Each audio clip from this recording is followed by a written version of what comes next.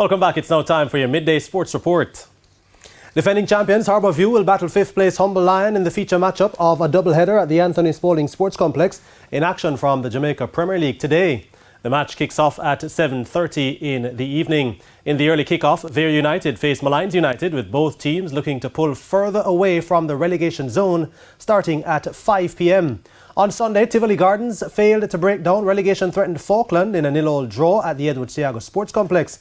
In a doubleheader at the Anthony Spalding Sports Complex, Cavalier defeated Dunbeholden by 3-1, while Arnett Gardens and Montego Bay United, they drew 1-1. And Waterhouse had to come from behind to defeat Chapelton Maroons 3-2 at the Waterhouse Mini Stadium. Jamaican Nkrumah Bono will have the chance to once again impress selectors as he seeks a return to the West Indies Test team, having been named as part of the Jamaica Scorpions squad ahead of the third round of the CWI Regional 4-Day Championship. Bono, who didn't feature in the series against Zimbabwe last month, was dropped ahead of the tour of South Africa, which just concluded, with lead selector Desmond Haynes encouraging him to prove his form by playing first-class cricket. Bono will face Alec Athenaze, who earned his maiden test call-up in South Africa, but also missed out on making the 11, as he will lead the Windward Islands Volcanoes. Versatile wicketkeeper batsman Devon Thomas, who was also part of the squad in Zimbabwe, has been named to bolster the Leeward Islands Hurricanes' 13-member squad. The Hurricanes will face off with the Barbados Pride, while the Trinidad and Tobago Red Force will battle the Guyana Harpy Eagles in the other games in the round. All matches bowl off on Wednesday. The championship has been on a break since February 8.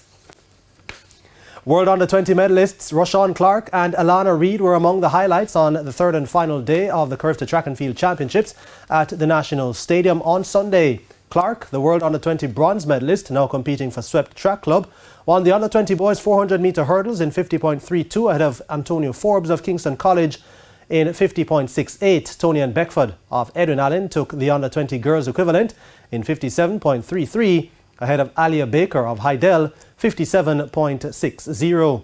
Hydel's World Under-20 bronze medalist Alana Reid sped to a season's best 22.96 to win the Under-20 girls 200 ahead of Carletta Bernard in a personal best 23.51. Malik Smith Band of Jamaica College ran his PB 21.13 to win the Under-20 boys equivalent ahead of Javorn Dunkley of Stets, 21.19. The Under-17 boys event went to Calabar's Dante Mendez in 21.92, while Natrice East of Woolmer's Girls completed the sprint double, taking the girls equivalent in 24.47. Calabar's Shaquan Gordon clocked a personal best 13.50 to win the Under-20 boys sprint hurdles ahead of pre-race favourite Demario Prince of St. Jago, 13.56. Habiba Harris of Stets with 13.35 upset World Under-20 silver medalist Alexis James of Petersfield, 13.38 to win the girls equivalent.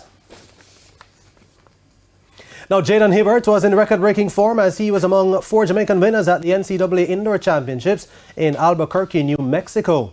A massive 17.54-metre effort by the 18-year-old Hibbert set a new World Under-20 and National Senior Indoor Triple Jump record. Hibbert's winning jump, which came on his first attempt from 12 strides, removed Clive Pullen's National Senior Indoor record of 17.19 done in 2017. National record holder and Commonwealth champion Lamara Distin of Texas A&M University cleared 1.91 meters to take her third straight NCAA women's high jump title, while Romaine Beckford of the University of South Florida cleared 2.24 meters to take the men's title. Fresh off her national record of 7.72 on Friday, former World Under-20 100-meter hurdles champion Akira Nugent of the University of Arkansas clocked 7.73 to win her second NCAA indoor 60-meter hurdles title ahead of Kentucky's Masai Russell, 7.75.